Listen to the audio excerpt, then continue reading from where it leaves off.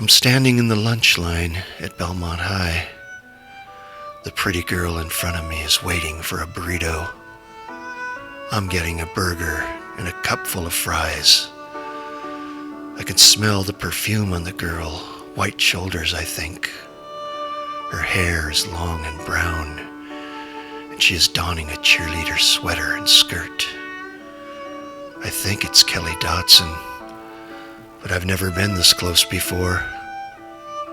As she gets her lunch, she turns and winks at me, and I am beside myself. Before I can think, she has gone into another stratosphere, leaving me alone with my cup of fries and soggy burger. I notice she has not moved far, but is nested at a small table about 20 feet away. They normally all flock together, but not today. She is alone with her burrito. It is at this moment that I decide to sit down beside her. A move never before attempted by me or anyone like me. Her legs are tan. Her dress is short. I focus on her black and white saddle shoes as I approach the nest. I fear I will fumble the fries and burger onto her lap before I can seat myself. In a moment, in a micro minute, I ease down onto the bench and pretend to belong. She stops eating and stares at me with her mouth half full of burrito. I fumble with a fry and try not to bite my finger. Expecting her to get up and leave, she says, "Are you new here?"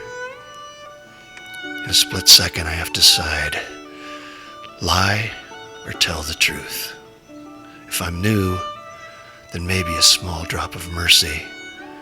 If I tell her I've been going here for 3 years, she might let out a chirp and call all the others to group humiliate me. What to do?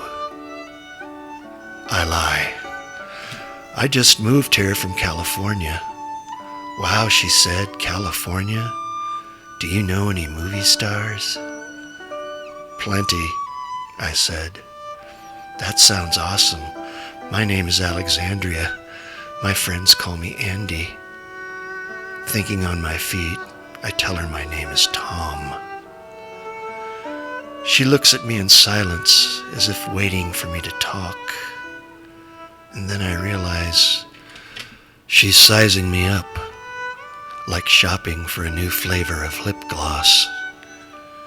She breaks the silence by saying, "I'm having a party at my house on Friday. Would you like to come?" I pretend to fiddle with a fry, not wanting to blurt out the word, yes.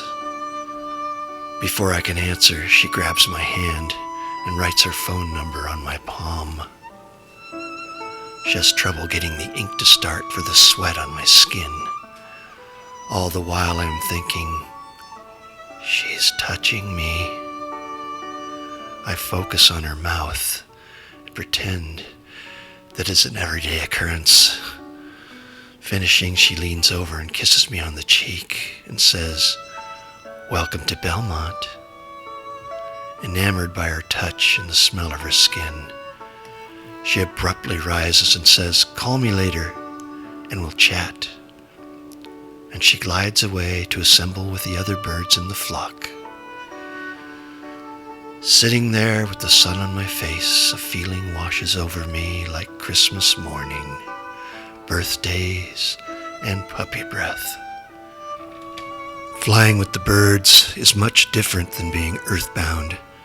The air is better up there, the sky bluer, the view unobstructed. Being a bird for the first time is indescribable. Coming back to Earth, I am aware that people are staring at me. The cave jocks look at me with disdain.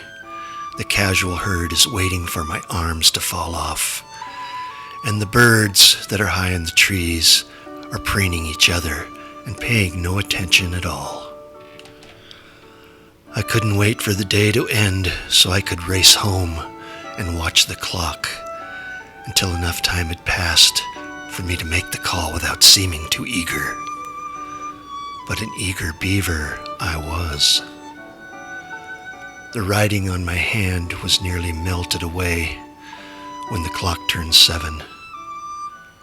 I had worked myself up by practicing in the mirror from a scripted conversation I had devised. The fear I am feeling right now is suffocating, like being locked inside a small space.